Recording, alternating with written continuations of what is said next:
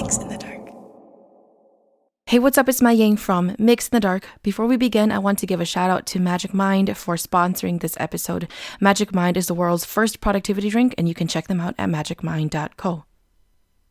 I'm gonna start by talking about the previous episode because it drew many discussions, many questions, and also many emotions. I actually wanted to ask my mom more about the Mktoonzy clan when she gets out of the hospital, but unfortunately, she never made it out, and I will never get the chance. I recorded the previous episode 3 days before my mom passed. So my mom has this shop at our local flea market, and the other day we went to open it up so that we can organize her things. Her colleagues were devastated at the news. They nicknamed her Xiong, or kind-hearted grandma. And you guys, I can't explain and express losing a mom. It is one of the most hurtful and confusing and most scary times in anyone's life. I've always followed my mom's words, and that is to be kind to anyone you come across, because you never know when you would need their kindness back. I still want to thank the many, many supporters and listeners who took just a few seconds of their day to write me a get well or a prayer message. I appreciate all of your kindness, and I'll forever keep that in my heart and hope to return it someday. But hey, I just want to say that these Hmong clan curses or stories that have to do with last names usually originate from situations that can't be explained or situations that were new and were not accepted. It does not represent the clan itself. So sorry if I offended anyone. I'm so sorry. Or if I made anyone think that way during the last episode. I appreciate those who remained calm and questioned its validity. I also appreciate those who gave me a piece of their own story. Lastly, I appreciate all of the Hmongvus who enjoyed the story, listened to it, and respected the author's viewpoint. Thank you for offering your thoughts. Here's a new story with a totally different scary experience for you, though. It involves a strange apartment with an interesting history. After reading the whole story, I personally think that the mystery of the apartment is still unsolved. But who would really want to take time to live there and actually figure it out, especially if your life is in danger? Let me know what you think. Thanks for sending in your story, and please enjoy. I used to live with my sister and her family in Milwaukee, Wisconsin, but I decided to move closer to my new job location in Sheboygan, Wisconsin. I would be saving 2 hours a day commuting, and not to mention also saving money on gas. Here's my story. It was 2017 when I started my apartment hunt. This would be my first time renting, and I was doing it alone. I started searching for apartments on Craigslist. I found this 2-bedroom apartment on the website, which was cheap compared to Milwaukee. It was for a co-lease, meaning I would be taking over the remaining months on the current contract, so 5 months. I decided to meet up with the 2 young couples to give me a tour of the place. I parked my car and gave them a call. We introduced ourselves, and then they took me to my apartment. My first impression of the apartment was that it was old. The plus side was that it was in a decent location. There was a park right across the street, and the Lake Michigan River runs through that park. I am big on fishing, which means that if I took over, I wouldn't have to travel far to fish for fun. The apartment was a 3-leveled apartment with 3 different tenants. I would be on the first floor. I thought that this was great because I didn't have to go up any stairs. They invited me into the apartment. As soon as I stepped into the front door, I already had a bad feeling like there was something else in the apartment besides the couple. As I made my way into the living room, I noticed that the layout of the apartment runs west to east. Starting with the 2 bedrooms on the west corner, it goes into the living room, kitchen, then furthest east is the bathroom. The living room was painted black and green, and the bedrooms were the normal creamy white paint. I questioned the 2 tenants about the coloring of the rooms. They mentioned that the owner allowed them to paint it to their liking. As I made my way to the kitchen, I started to notice the unleveled tiles of the flooring and the old school looking sinks and cabinets. I asked them, "Why are you guys moving out already?" They responded with, "Oh, we're moving to a different town and already got an apartment over there, so we can't keep up with the 2 rents." I didn't think anything of it.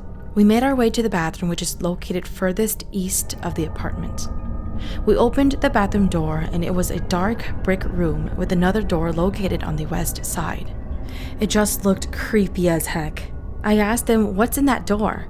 They responded that it's where the water heater is located along with the owner's storage area. They opened it to show me. It was a small cemented room with some paint and tools in there. We talked some more about the apartment, and then they said if I wanted to get it, then we can start the paperwork. My workplace was only a 5-minute walk down the street, so it was convenient not having to drive. I went through with it. We signed the contract. They informed me who to pay and who to call when I needed something, and then we went on our ways. I went back to my sister's house, and I remember I was so excited. I understood that it was going to be a little creepy living by myself, especially in a town where I didn't know anyone, but I have stayed by myself in her basement alone, so this would be similar. Or so I thought. I think I've always been too stubborn to listen to anyone. I just feel like if anyone is going to do it, it's going to be me. And I've always been that brother who always tries new things. Eventually, I met up with the owner of the apartment, and he said that the place was built in the 1860s and that it used to be a brothel. A brothel is a place where men can visit women for pleasure. I didn't think anything of it, I just paid him, and I got a set date to move in. This was becoming real. A few weeks have gone by and it was time to move in. I packed up all my stuff and transferred it to the new apartment. The first night was like any night in a new space. You're not comfortable with it yet, so you get a little paranoid over anything. After a couple of days, I got used to my new place. Even though this was the case, there was something peculiar about my room. Every night before I fell asleep, I noticed that my eyes would always gravitate toward the northwest corner of the room. It always felt like something was standing right there staring at me. I didn't mind it, or maybe I just got used to it, but when it happens, I just stare at the corner or I just turn back toward the wall and go to sleep. At the time, I was a heavy drinker, so I drank like every night, especially alone since I didn't have any friends in Sheboygan. It helped to calm my thoughts and feelings. The layout of my bed sits right next to the wall by the window, and I usually keep my apartment up to 73 degrees, so it does get warm. The windows can only open to a certain length, then it stops because it is secured with locks to keep it from opening all the way. I typically open the window before I go to sleep, so the room is nice and cool. When I am ready to sleep, I just close it. One night, I must have had too many shots of Grey Goose before going to bed. I closed the window and went to sleep like normal. But that night, I woke up in the middle of the night and noticed that it was open. I closed it again. When I got up in the morning, the windows were open again. I thought it was kind of strange, and this probably happened twice within a 2-month period.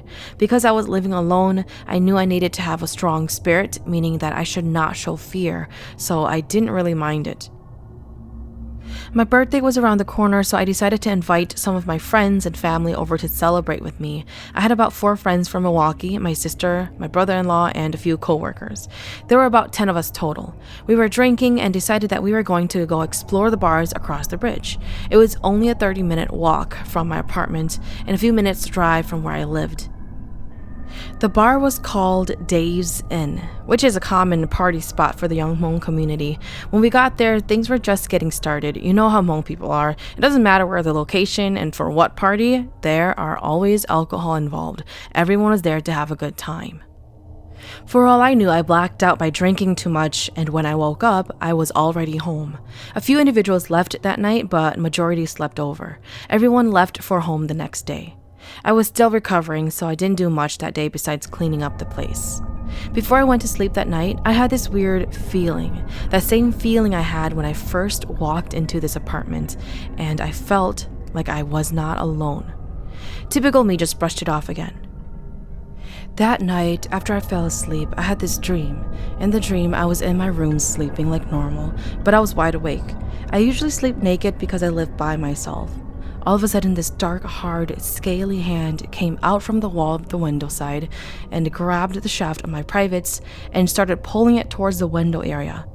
It felt so real. I was screaming and fighting it. Then I woke up and turned on my lights. I started yelling and spinning around my room, and then I checked under the bed and there was nothing to be found.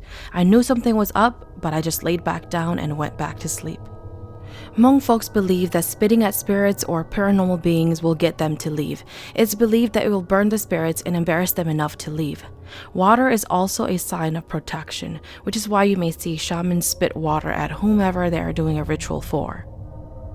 I woke up the next day and ordered some red corn kernels. The reason why I ordered red corn kernels is because in Hmong culture, we believe that the red corn kernels are like bullets to spirits. The idea is to throw them at the spirits. If you hit them, it will injure them. Spreading them around your room will also create a safety barrier. The next day, I was ready for whatever it was that came into my sleep. I went to sleep again like normal and then had a dream again. In the dream, I was in the bedroom and there were a whole bunch of ghosts with white sheets covering their heads. They were sitting in every room doing their own thing. Suddenly, this ghost ran past me and hit my shoulders. I chased it to the same corner that I always felt had something staring at me while I slept. When I got there, it just disappeared. Right after that, I was able to wake myself up and I cussed and spat everywhere again. At this point, I haven't told anyone that came by to my house the other night about the two incidents. 2 days later, I decided to ask them in our Facebook group chat if anyone had strange occurrences since my party. 2 of them said no, but one of them sent me a private message. He told me that the night before, he was sleeping with his girlfriend, then felt something on the side of his bed. When he looked over, he saw a white lady with blue skin just sitting on the side of the bed staring at him. He looked at her for a good minute and then just went back to sleep. Hey listeners, this is MaiYang, and you all know that I'm a mother, teacher, and podcaster, which makes my life extra busy. I often have trouble sleeping at night because my mind is always making a list of things that I would need to complete the next day. And what doesn't help is I still have to wake up early to go to work. And because of this, I get very little sleep and my energy level is just not always there. So I've been trying to find a way to keep my energy level steady throughout the day, and I think I found a solution. Let me introduce you to Magic Mind. It's literally this little tiny shot of magic that I like to take in the evening time. And I'm not gonna lie, I had my doubts about this little drink, and I really wasn't buying that it was a productivity drink because, how? It's this little tiny bottle. And I actually didn't realize that anything was working until my husband pointed out that I had been watching way too many movies. So the thing about me is that I like to watch movies when I'm done with my tasks. It's just a way for me to relax. And he asked if I was okay. And that kind of shook me because I was watching a lot more movies, but that meant that I had been completing my daily to-do list without any complaints. And you guys, this was during the week before winter break. And if you're a teacher, you know how busy and annoying every day is because you've got 26 little kids who are also excited for their break and they have no idea how to contain it. So most people take this in the morning for an extra boost. I actually like to take it during the evening time. I found that this shot has helped me to sleep a little deeper. I wake up with more energy and I do that in a more relaxed state of mind, which really helps me as I'm trying to get ready for 26 energetic little students. It's not heavy on caffeine, so you can take it in the after hours without worrying about not being able to fall asleep at night. It has many ingredients that are beneficial for your body, but the one that I like most is called rhodiola rosea. It's a nootropic and an adaptogen that reduces fatigue and anxiety. It increases your body's resistance to stress, and improves physical and mental endurance, and enhances mental clarity. Seeing how well it works for me, I would really encourage you to try it out as well if you're having trouble feeling 100% on some days. I have a 20% off code to share with you guys. It's MYX20, that's MYX20. And to use it, you just go to magicmind.co/mix, MYX, and enter the code MYX20 at checkout. The best part is that they have a money back guarantee, and if you get the subscription, it's 40% off. My 40% off code only lasts 10 days, so you gotta hurry up. I'm also going to include a link in the description of this episode, so make sure you check it out. All right, back to the story. After a few of the incidents that happened to me, I started to question my friends about what happened the night since I blacked out. Come to find out, they had to walk back to my apartment from the bar because I left them at the bar. When they walked across that bridge at 2 a.m., one of the guys started to say things like, "I'm not scared of no ghost. I wish they would come out. I would whoop their ass." My assumption is that the lady ghost followed them to my apartment. Ghosts listen, and they like accepting challenges, especially if they've been insulted. I yelled at him for that.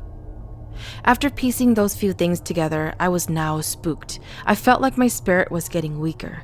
Since I did not have any family in Sheboygan, I started asking some friends to see if they knew of a shaman that would help me out and come check out my place. One of my friends in Milwaukee told me to go talk to her parents. I went to their house. They gave me some charms, but said that I should talk to my parents. One of the friends referred me to this one shaman lady located in Milwaukee. The friend lived in Sheboygan too, so she said after work she can come over and we can head that way. That day, we went to the shaman lady's house. It was already around 7 p.m., so it was already dark when we got there. The shaman lady came outside and invited us in. I noticed that she was a young shaman, about mid-30s, but I didn't question it. When we got inside her house, she invited me and my friend into the shaman room. She closed the door, and I remember I just stood there looking at everything. She had Chinese statues gathered around, leaving a small circle in the center for someone to sit in. She told me to sit in the middle. She then lit 3 candles. She said that the candles will help tell her what may be happening on the spiritual side. Then she asked me to tell her what happened.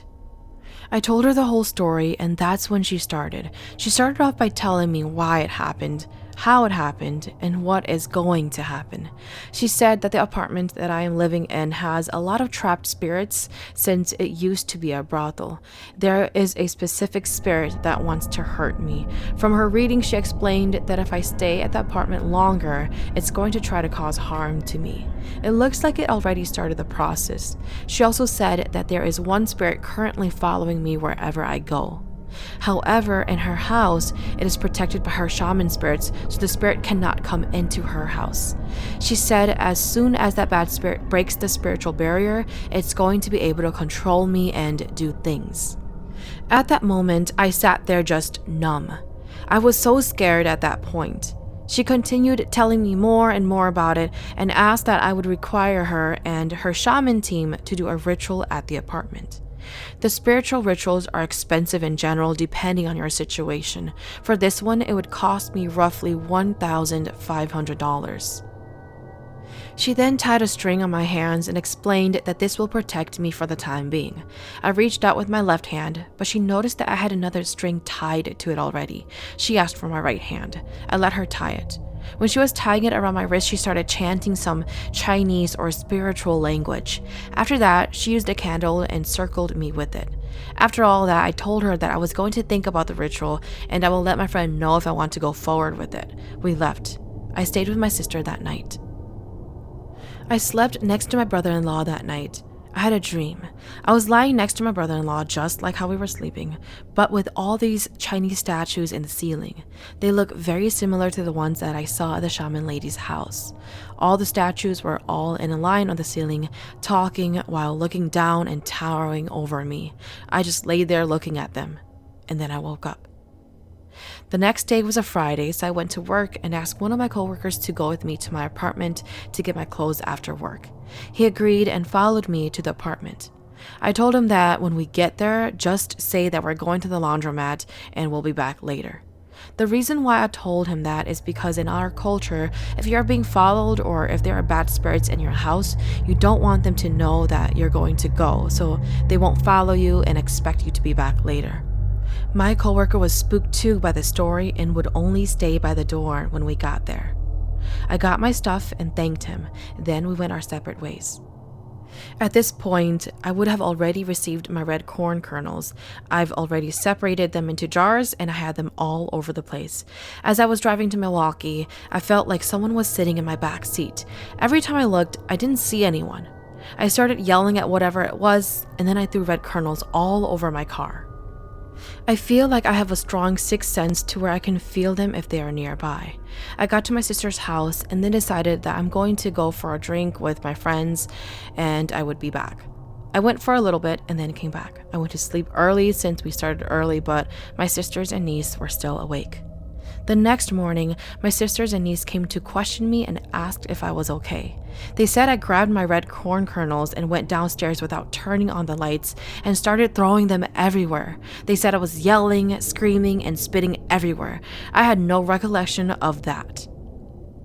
The next day was a Saturday. My little sister brought one of the family friends over, and my brother-in-law also had some friends over. My little sister's friends and one of my brother-in-law's friends were Christians. We drank for a little bit, and then I started to tell them about what happened in one of the bedrooms. My sister's friend said, "Let me pray for you." She started praying for me, and then my brother-in-law's friend walked in. My brother-in-law's friend is a Christian that is striving to become a pastor. He saw how shaken I was, so he joined the prayer. He then pulled me to the kitchen and prayed again and again and then said, "Those strings on your wrist, cut them right now." At this point, I was crying like crazy. I don't cry easily, but I was so broken at this point. We cut both my mom's and the shaman lady's string off. He said that he was going to take me to church with him tomorrow. I still felt like I was being followed. As soon as I entered the church, everything lifted off my shoulders. For some reason, it felt like I had no stress, no worries, or pain.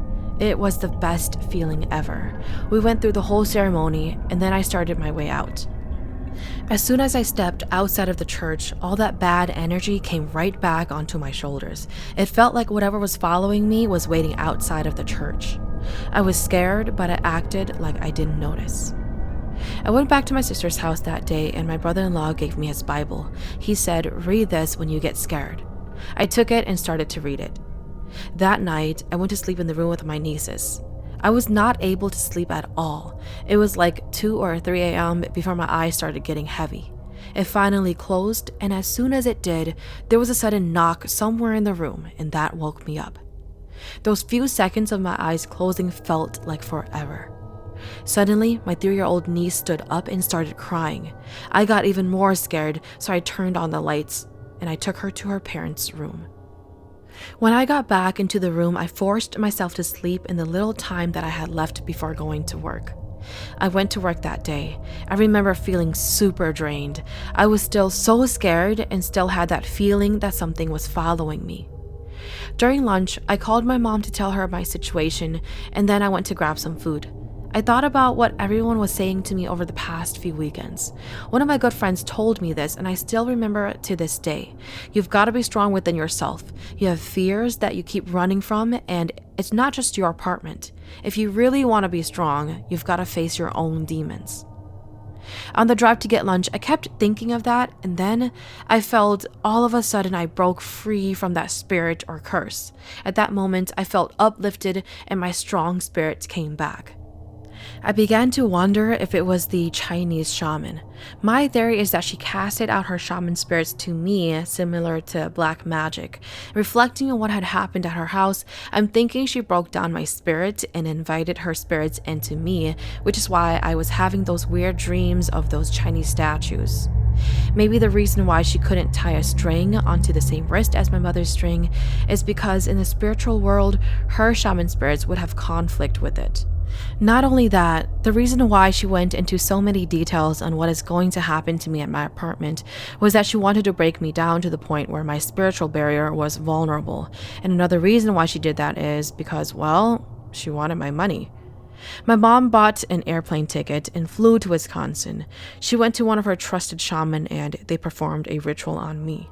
The ritual did not take that long, but she did it. Sure enough, she told me not to go back to the lady because that happened to one of her daughters too. Breaking the curse was not easy. It took 2 shamans to break the curse. It's been more than 5 years now. I have finally figured out what broke the curse. When I was driving to go get some food for lunch, it was my mom. She was over 1,000 miles away, but she got on her knees and prayed to the ancestors to help me out. She said that she did that right after I talked to her before I went to get lunch. She said she begged them on her knees with spirit paper and with traditional incense, and I just found this out this year.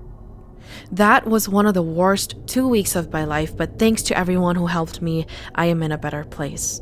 If you learned anything from this story, it is to find a trustworthy shaman if you are still with the old tradition. Don't just go to any shaman for anything. Be sure to have a good reference from a close family member. Finally, being closer to your parents will give you spiritual barrier protection from evil spirits. Now my parents live with me and we haven't had any crazy encounters since. Thank you for listening to Mix in the Dark. I am your host, MaiYang. Mix in the Dark is available on Spotify, Apple Podcast, or wherever you listen to your favorite podcast series. If you have a story that you would like to share, please send it to myxinthedark@gmail.com. If there's a story that you really enjoyed, feel free to hit up my tip jar on Venmo. Just search Mix in the Dark on the business tab.